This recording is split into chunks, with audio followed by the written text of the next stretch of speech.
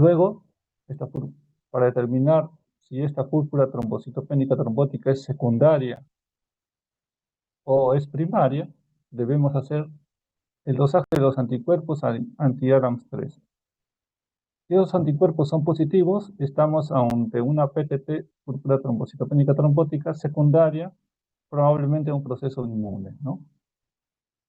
En cambio, si sale negativo, estaríamos ante una púrpura trombocitopénica trombótica congénita o familiar, ¿no? Ahora, si el ADAMS13 sale, la actividad del ADAMS13 sale mayor o igual al 10%, estaríamos ante un probable síndrome hemolítico urémico o otras causas secundarias de microangiopatía trombótica. En este caso, siguiendo con el diagnóstico diferencial, cuando el ADAMS13 es mayor al 10%, debemos ver la parte clínica del paciente. Si el paciente está asociado con una diarrea sanguinolenta, debemos hacer el estudio, o dolor abdominal, más dolor abdominal, debemos hacer el estudio de un proceso infeccioso generalmente asociado a la toxina Shiga, ¿no? Entonces debemos hacer los estudios de la toxina Shiga. Si están presentes, obviamente estaremos ante un síndrome hemolítico urémico secundario a un proceso infeccioso. Si no tenemos clínica o la toxina Shiga sale negativa, debemos buscar posteriormente la presencia de factores precipitantes. ¿Qué factores precipitantes pueden dar lugar a microangiopatías trombóticas? Tenemos los fármacos. Acá podemos ver una enorme cantidad de fármacos, dentro de ellos la ciclosporina, el clopidogrel, que es un antiagregante plaquetario, la ciclopidina, el tacrolimus, sirolimus, que son inmunosupresores que se usan en trasplante de médula, algunos fármacos quimioterápicos como la gemcitabina, algunos antimaláricos como la quinina, etcétera, ¿no? Una serie de medicamentos que hay que ver si pueden ser los factores precipitantes para el desarrollo de una microangiopatía trombótica, secundaria en este caso. También procesos infecciosos, otras infecciones virales, citomegalovirus, entre otros. Estamos ante un paciente post-trasplantado, también es una causa generalmente secundaria de desarrollar microangiopatías trombóticas, un factor de riesgo. Enfermedades autoinmunes, ¿no? Lupus, entre otros, que pueden producir una microangiopatía trombótica. Otras, neoplasias secundarias, hipertensión maligna, embarazo, coagulación intravascular diseminada, ¿no? Si no estamos o no tenemos un factor precipitante para que es el desarrollo de una microangiopatía trombótica, debemos ver si hay alguna alteración del complemento, ¿no? Esto es lo que va a producir lo que se conoce como el síndrome hemolítico urémico atípico o asociado al complemento, que pueden ser adquiridas, generalmente son hereditarias, y hay que hacer estudios genéticos, moleculares, de mutaciones, para hacer el diagnóstico, ¿no? Pero estas microangiopatías son bastante raras, ¿no? No es lo usual, no es lo frecuente. Lo primero es descartar un PTT, después una causa secundaria infecciosa y algún factor precipitante, ¿no?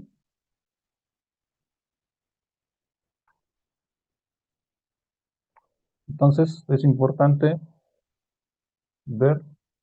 hacer un diagnóstico diferencial adecuado. Lo primero, descartar que no sea un PTT. Y eso es sobre lo que vamos a hablar ahora, la que es la púrpura trombocitopénica trombótica. Es una microangiopatía primaria.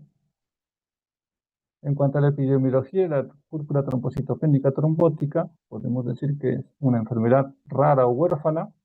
Solo se producen alrededor de 2 a 10 casos por millón de habitantes. La edad de presentación puede ser a cualquier edad, sin embargo hay una mayor incidencia entre los pacientes entre 30 a 50 años. Y en cuanto al sexo, es mucho más frecuente en mujeres, una relación de 2 a 1. Sobre todo por lo que vamos a ver más adelante, las causas generalmente están asociadas a la causa más frecuente, el 95% de los casos de púrpura trombocitopénica trombótica van a ser secundarias a enfermedades o autoinmunes, ¿no? Y por eso es la frecuencia mayor en mujeres que en varones. En cuanto a la patogenia de la púrpura trombocitopénica trombótica, ya les había adelantado, está relacionado con la deficiencia de la actividad de la ADAMS13, ¿no? La ADAMS13 es una enzima que va a... Acá tenemos una célula endotelial en lo que son los cuerpos de Weber-Palade, se van a depositar lo que son el factor de von Willebrand, y ante un daño endotelial, estas células endoteliales van a liberar lo que es el factor de von Willebrand a la sangre, al flujo sanguíneo, pero este factor de von Willebrand es un polímero, son grandes multímeros polímeros de factor de von Willebrand. De esa forma se liberan a la sangre, ¿no? Desde las células endoteliales. Y el ADAMS13 lo que hace es divide estos grandes multímeros de factor de von Willebrand con el fin de que estos multímeros estos pequeños multímeros sean los que se unan al factor 8 y comiencen lo que es también la hemostasia primaria, la unión del endotelio, las plaquetas, ¿no? Pero ¿qué sucede en los pacientes con púrpura trombocitopénica trombótica? Este ADAMS13 su actividad está deficiente, está disminuida. Entonces, no es posible escindir estos grandes multímeros de factor de von Willebrand. ¿Y qué es lo que sucede? Que estos multímeros de factor de von Willebrand lo que van a hacer es, tienen una fuerte afinidad para unirse a las plaquetas, ¿no? Las plaquetas se unen bastante a estos grandes multímeros del factor de von Willebrand y van a producir lo que es adhesión y formación de pequeños microtrombos en la circulación, en los vasos sanguíneos, sobre todo a nivel de la microcirculación, en capilares y vénulas. Acá tenemos igual la patogenia, como es el vaso sanguíneo, como las plaquetas se van a unir al factor de von Willebrand, ¿no? Entonces, con el ADAMS13, que sin de estas pequeñas, estos grandes multímeros del factor de von Willebrand, con el fin de que no se produzca lo que es la gran agregación y la formación de coágulos plaquetarios cuando el ADAMS13 no está presente. Su actividad está disminuida, lo que va a ocasionar la trombosis microvascular. Como podemos ver acá en estos pequeños vasos, hay la formación, la presencia de microcoágulos, microtrombos, lo que va a producir isquemia, ¿no? Isquemia tisular. Y también, por eso se explica, por esta pequeña formación de microtrombos, por qué se produce la anemia hemolítica microangiopática. La anemia hemolítica microangiopática característicamente es una hemólisis mecánica. No está inmunomediada, no está mediada por la actividad inmune, por fagocitosis, etc. Es una hemólisis mecánica. Entonces, como estos pequeños microtrombos van a producir una obstrucción del flujo sanguíneo normal, y los eritrocitos, que normalmente tienen forma esférica, al pasar por estos pequeños microtrombos, van a producir una hemólisis mecánica, se van a fragmentar. Y de ahí la presencia de lo que son los esquistocitos. Que vamos a ver más adelante cómo son los esquistocitos.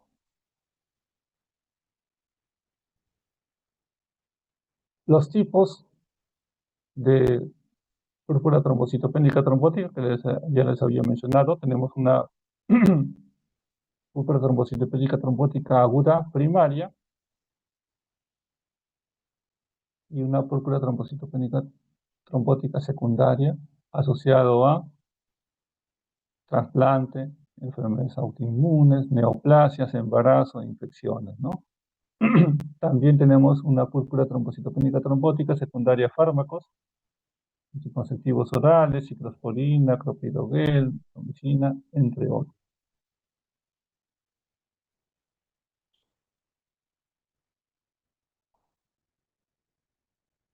Las manifestaciones clínicas que van a tener la púrpura trombocitopénica trombótica tenemos, en primer lugar, la anemia hemolítica microangiopática con la presencia de esquistocitos. También va a haber una trombocitopenia, os ya mencionaba, la agregación plaquetaria va a producir consumo de plaquetas y estas van a disminuir. También generalmente, inicialmente, los pacientes van a presentar compromiso neurológico. Generalmente esto es lo que se conoce como una triada inicial, que es la que se va a presentar generalmente en el 70% de los pacientes. Van a debutar con esta triada: anemia hemolítica microangiopática, con esquistocitos, trombocitopenia y compromiso neurológico, que puede ir desde problemas de desorientación, trastorno del sensorio, convulsiones, diversas manifestaciones que pueden presentar los pacientes con púrpura trombocitopénica trombótica. Lo que se conocía como la pentada clásica, que además de los tres mencionados al inicio, se asociaba con compromiso renal y con presencia de fiebre, se observa generalmente un porcentaje menor de pacientes, menos del 40% de casos. Van a tener la pentada clásica, ¿no? Por eso es que con la triada inicial es suficiente como para sospechar que estamos ante una púrpura trombocitopénica trombótica. Y en el fósil de sangre periférica lo que se va a observar es la presencia de esquistocitos. Como podemos ver acá, estos eritrocitos rotos, producto de la hemólisis mecánica, pasaron los eritrocitos por esos microtrombos que se forman a nivel de la microcirculación, van a fragmentarse en estas formas, como pueden ver. Estos son los que se conocen como esquistocitos, son eritrocitos rotos. Acá podemos ver también la presencia de microesferocitos, igualmente, también se van a presentar en las anemias hemolíticas inmunes, hereditarias, etcétera, y también en las anemias hemolíticas microangiopáticas. Acá podemos ver, este es un eritrocito inmaduro que tiene núcleo, lo que se conoce como un ortocromático. Obviamente, porque hay hemólisis, la respuesta de la médula va a producir que se liberen eritrocitos todavía inmaduros por la gran hemólisis periférica que hay, ¿no? Y acá se puede ver un ortocromático. Acá también podemos ver con mayor aumento cómo es la forma característica de los esquistocitos, ¿no? Todas estas formas bien variadas pueden presentar, característicamente porque siempre terminan en una forma, un ángulo agudo, ¿no? Puntiagudas, lo característico de los esquistocitos.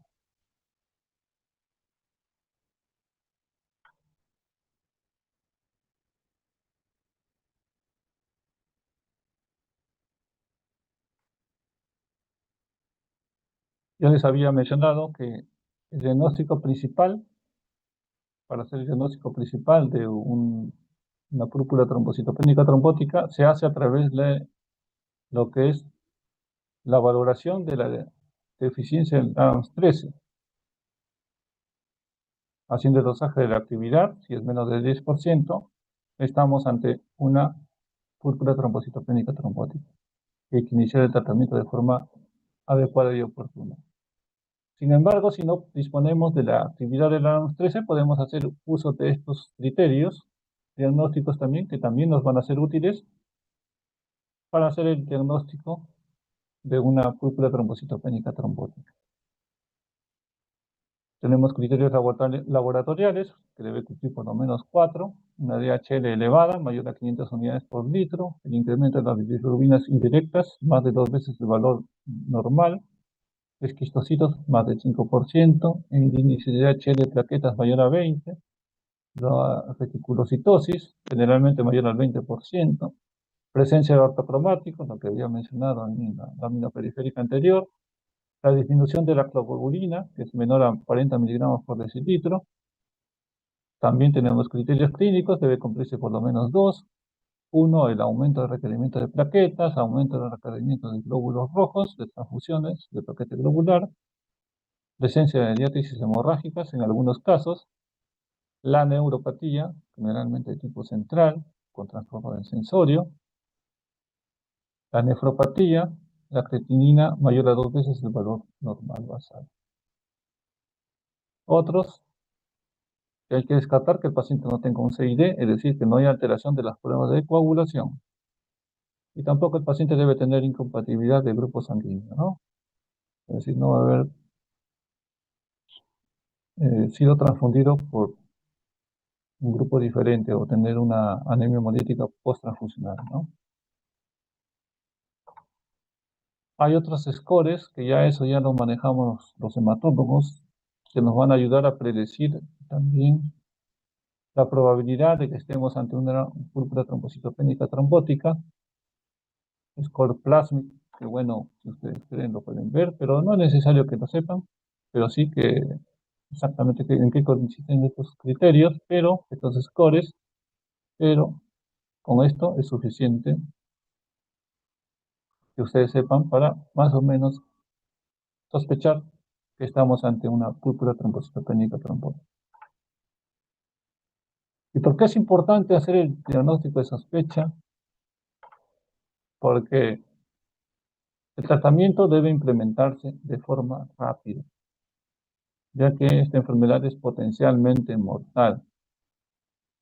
Aún en los pacientes que reciben el tratamiento estándar, que consiste en recambio plasmático y corticoides, inmunosupresores, fallecen entre el 10 a 15% de pacientes, ¿no? Imagínense si no reciben un tratamiento oportuno, esta tasa de mortalidad aumenta hasta un 50-60%. Y lo otro es que mientras más rápido instalaremos el tratamiento, la morbilidad a largo plazo también va a disminuir. ¿Por qué? Debido a que los pacientes con púrpura trombocitopénica trombótica tienen altas tasas de recaída. Entre 30 y 50% de casos van a recaer en los meses posteriores al tratamiento. Hasta un año más o menos de seguimiento que se ha hecho a los pacientes, entre 30 y 50% de casos van a tener una recaída. Y obviamente las secuelas a largo plazo, como el trastorno neurológico central es lo fundamental, lo característico en los pacientes con púrpura trombocitopénica trombótica, estos pacientes a largo plazo, como secuelas, van a tener mayor riesgo de depresión, hay deterioro cognitivo y también pueden llegar a desarrollar enfermedades autoinmunes, ¿no? Se puede manifestar un lupus eritematoso sistémico, entre otras enfermedades autoinmunes, tiroiditis autoinmune, etcétera, ¿no?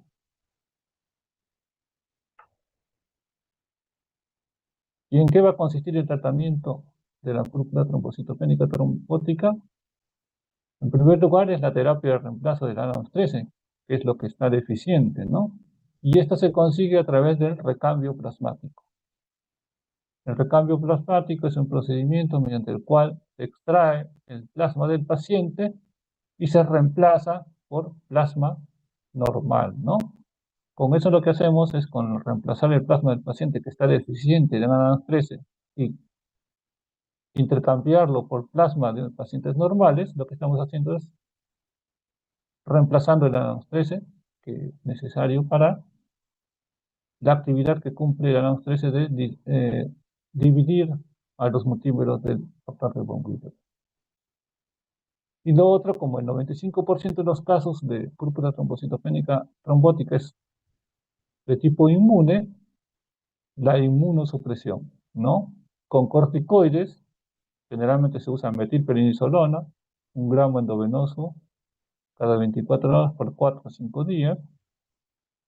Y también el uso de rituximab. El rituximab es un anticuerpo monoclonal anti-CD20 que lo que va a producir es se va a unir a los linfocitos B y los va a hacer que entren en apoptosis, ¿no? Y mediante esta disminución de los linfocitos B, que son los que a la larga van a producir los anticuerpos, se va a lograr una inmunosupresión y que los anticuerpos al problema inmune disminuya, ¿no? Otro, recientemente se ha aprobado, unos 3 o 5 años más o menos, el caplacizumab. El caplacizumab es un nanoanticuerpo bivalente que lo que va a hacer es bloquear la unión de plaquetas al factor de von Willebrand, ¿no? Lo que se veía acá, ¿no? De que al no haber Adams 13, las plaquetas se van a unir ávidamente al factor de von Willebrand. Entonces, lo que se hace el caplacizumab es bloquear esta unión, ¿no? Y con eso hay mejora de los síntomas, ¿no? Es una terapia que va a ayudar. Esta no reemplaza al recambio plasmático ni al uso de los otros inmunosupresores, solo es un complemento, ¿no? Eh, Bueno, recién tiene pocos años de uso, por eso es que todavía está como una terapia coadyuvante. Veremos si en el futuro constituye más una terapia de primera línea, ¿no? Pero eso todavía falta para eso. Faltan mayores estudios, mayores pacientes, etc., ¿no? Esta es una guía de cómo hacer el tratamiento. Vamos explicando más o menos en resumen. Tenemos una sospecha de una púrpura trombocitopénica trombótica, presencia de hemólisis microangiopática, presencia de trombocitopenia, de trastorno neurológico. Lo que debemos hacer es la determinación de la ADAMS-13 y también de la presencia del anticuerpo o del inhibidor, ¿no? Tenemos alta sospecha clínica y alta puntuación de diversos scores, como les mencionaba, el Plasmid Score, entre otros. Entonces, hay que hacer el recambio plasmático y el uso de inmunosupresores, corticoides y rituximab. Y el caplacizumab, si se dispone, bueno, actualmente en el Perú este producto no está disponible. El ADAMS-13, hay que hacer el dosaje de los inhibidores de los anticuerpos. Si disminuyen menos del 10%, hay que continuar el tratamiento. Hay que ver la respuesta al tratamiento. Si el paciente después de 5 sesiones de recambio plasmático no mejora el nivel de plaquetas, no disminuye la hemólisis, hay que hacer un tratamiento de segunda línea y siempre determinar el ADAMS-13 semanalmente. Y con el tratamiento hay una respuesta clínica adecuada, es decir, las plaquetas suben a 150.000, hay que hacer el seguimiento de forma ambulatoria con la determinación del ADAMS-13. Siempre es posible, ¿no? Pero lamentablemente acá en el Perú no es posible hacer esto. ¿Sí? También puede producirse exacerbaciones, es decir, si luego de menos de 30 días de que se hace el último recambio plasmático, se vuelve a presentar nuevamente eh, la trombocitopenia, la anemia hemolítica microangiopática, el trastorno neurológico. Obviamente volvemos a hacer el tratamiento nuevamente, ¿no? Con recambio plasmático, corticoides, rituximab. Y si damos 13 la actividad es mayor al 10%, hay que descartar otras microangiopatías trombóticas y hay que tratar obviamente esas patologías en sí, ¿no? Hasta aquí alguna pregunta, alguna duda.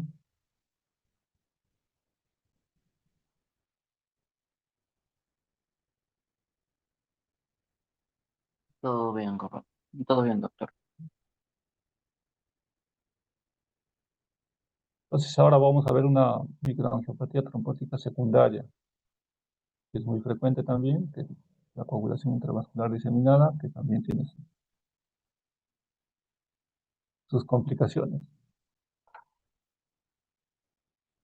La coagulación intravascular diseminada es una microangiopatía secundaria y se caracteriza por la activación sistémica de la coagulación, es decir, una coagulopatía de consumo. Y esto va a ocasionar el consumo de plaquetas, factores de coagulación, y va a esto manifestarse por manifestaciones de sangrado, manifestaciones hemorrágicas. También esta activación de la coagulación va a producir un depósito intravascular de fibrina,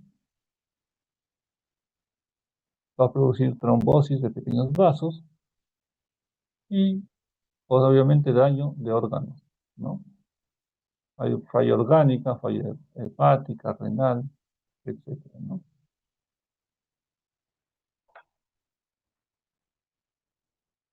La patogenia de por qué se produce la coagulación intravascular diseminada. Bueno, tenemos que las células mononucleares van a producir diversas citocinas proinflamatorias. Esto va a producir daño a nivel del endotelio. Hay una expresión del factor tisular, alteración de los mecanismos de anticoagulantes naturales, hay inhibición de la fibrinólisis. Esto va a ocasionar el depósito de fibrina.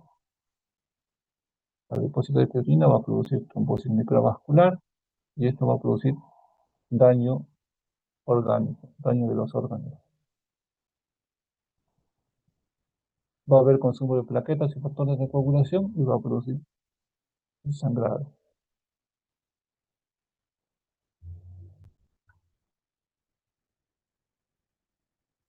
Como habíamos mencionado, es una microangiopatía secundaria. Obviamente hay que ver la causa. Las más frecuentes son las infecciones. Pueden ser infecciones virales, el herpes simple virus, la rubiola, sarampión, los virus de hepatitis B, hepatitis C, citomegalovirus, infecciones bacterianas, generalmente en sepsis severas. Las sepsis severas van a predisponer a desarrollo de coagulación intravascular diseminada.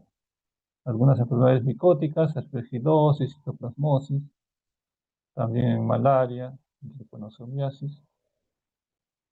También se puede desarrollar una coagulación intravascular diseminada como complicaciones, con complicaciones obstétricas, de secundaria complicaciones obstétricas, como el desprendimiento prematuro de placenta, el aborto séptico, embolia de líquido amniótico, mola, embarazo ectópico.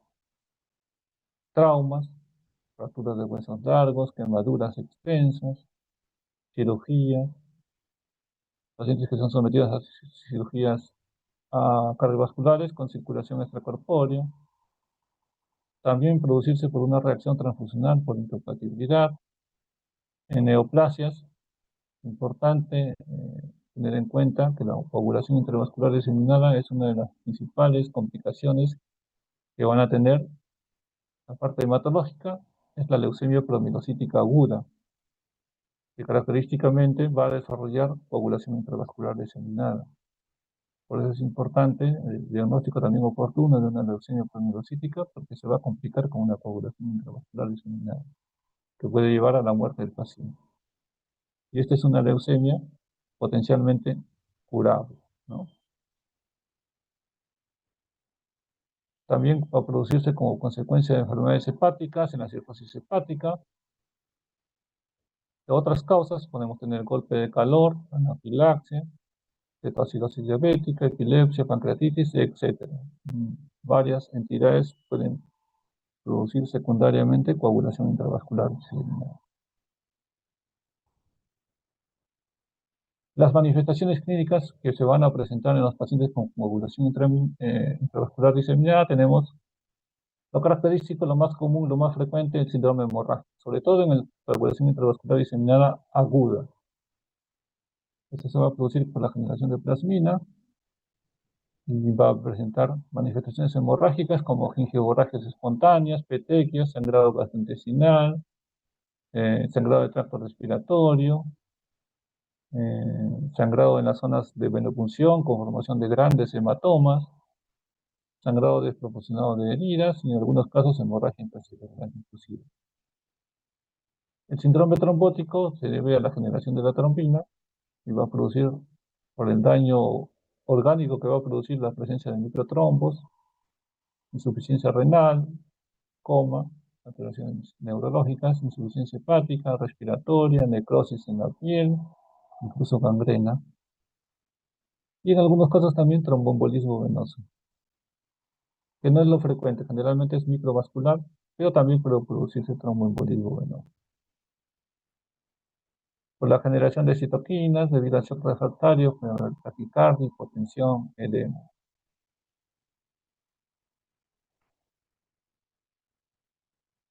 Aquí podemos ver las manifestaciones, generalmente lo más frecuente como ya les había mencionado, pues las manifestaciones hemorrágicas, ¿no? Después del tromboembolismo, el daño orgánico, entre otras manifestaciones que pueden presentar los pacientes con coagulación intravascular diseminada. Para hacer el diagnóstico se dispone de una serie de puntuaciones. Una de las más usadas es de la International Society of Thrombosis and Hemostasia, la ICTH, y consiste en la evaluación del riesgo con una puntuación de acuerdo al nivel de plaquetas, si es más de 100.000, 0 puntos, menos de 100.000, 1 punto, menos de 50.000, 2 puntos. Debemos determinar la presencia de marcadores de formación de fibrina, es decir, el dímero D y los productos de degradación del fibrinógeno, que están incrementadas, que están en aumento moderado o aumento marcado. La prolongación del tiempo de protrombina, que es menor a 3 segundos, 3 segundos pero menor a 6, mayor a 6 segundos, te da un puntaje. Y el nivel de fibrinógeno, ¿no? Si es mayor de 100 o menor de 100, te va a dar un puntaje. Se hace el cálculo del puntaje total y si es mayor o igual a 5, estaríamos ante un CID evidente, ¿no? Y siempre es importante repetir el puntaje una vez al día. Si es menor a 5, solamente es algo sugerente de una población intravascular diseminada inicial. Generalmente se debe repetir cada 1 o 2 días para ver si cumple mayores criterios, ¿no?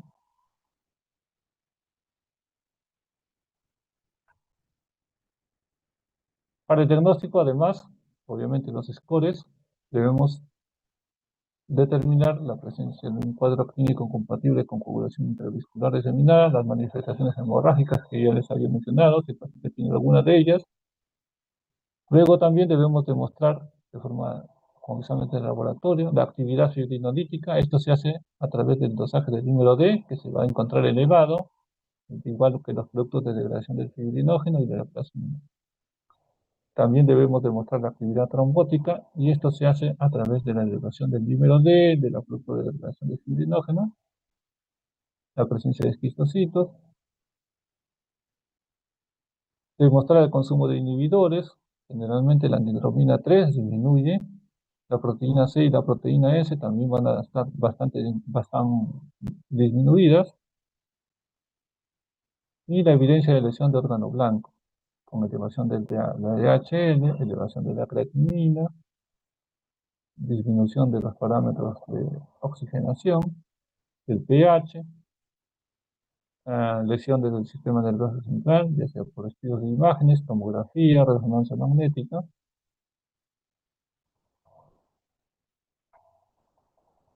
Y el tratamiento es, como es una microangiopatía trombótica secundaria, es tratar la enfermedad desencadenante, ¿no? Es el tratamiento fundamental, principal, y que debemos hacer. Es decir, controlar el shock, si el paciente está con una infección severa, una sepsis severa, tratar los focos infecciosos con antibiótico terapia, ¿no? Ese es lo fundamental, la piedra angular del tratamiento.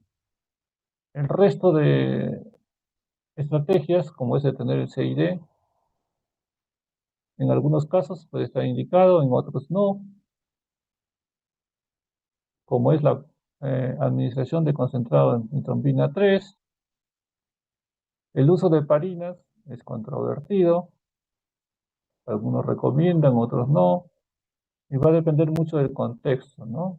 Obviamente, si estamos ante manifestaciones hemorrágicas, difícilmente vamos a usar heparinas porque van a aumentar estas manifestaciones hemorrágicas, ¿no?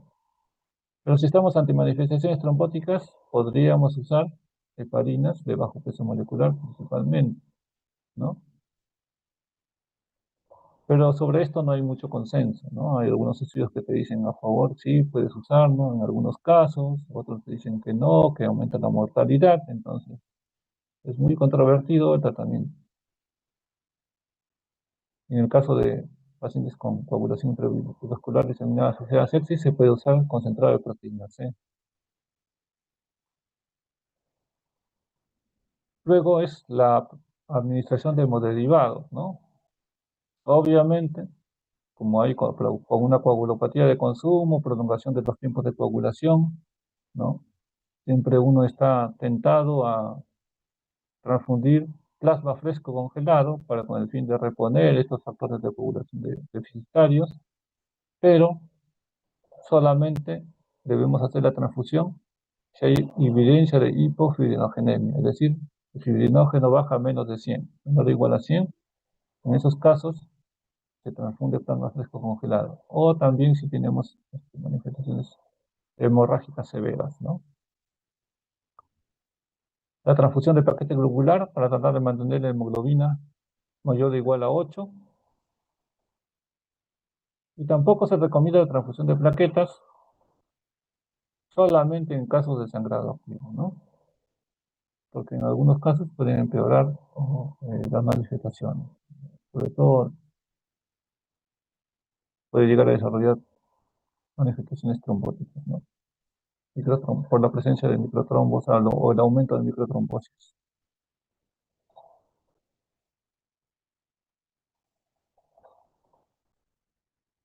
Como conclusión de la exposición que les he dado, debemos tener en cuenta que las microangiopatías trombóticas se caracterizan por anemia hemolítica microangiopática, presencia de esquistocitos, trombocitopenia y daño tisular secundario a la microtrombosis que se produce. Y van a presentar aumentos reticulocitos de la hidrogenasa láctica y las bilirrubinas a predominio indirecto. Presencia de esquistocitos en la lámina periférica, fundamental. Generalmente las pruebas de coagulación son normales. En cuanto a la púrpura trombocitopénica trombótica, es una microangiopatía trombótica primaria producida por la deficiencia de ADAMS3. Esta se manifiesta frecuentemente por anemia hemolítica, presencia de esquistocitos, trombocitopenia y compromiso neurológico, que es la triada inicial. Además, puede presentar compromiso renal y fiebre. El inicio del tratamiento del PTT debe ser rápido por la mortalidad que tiene y consiste en recambio plasmático más uso de inmunosupresores para disminuir la mortalidad. La coagulación intravascular diseminada es una microangiopatía secundaria producida por la activación sistémica de la coagulación. Va a presentar manifestaciones hemorrágicas principalmente, pero también trombóticas. Y para su manejo es fundamental tratar la alteración desencadenante de la misma.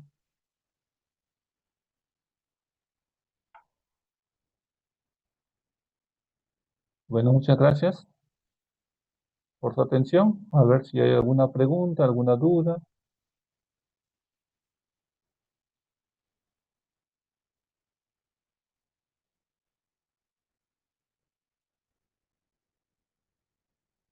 Todo claro, doctor. Muchas gracias. Muy bien. Espero que les haya quedado claro, que hayan entendido. Y eso sería todo. Muchas gracias por tu atención. Buenas noches. Buenas noches, doctor. Buenas Gracias. noches, doctor. Buenas Gracias. noches, doctor. Gracias.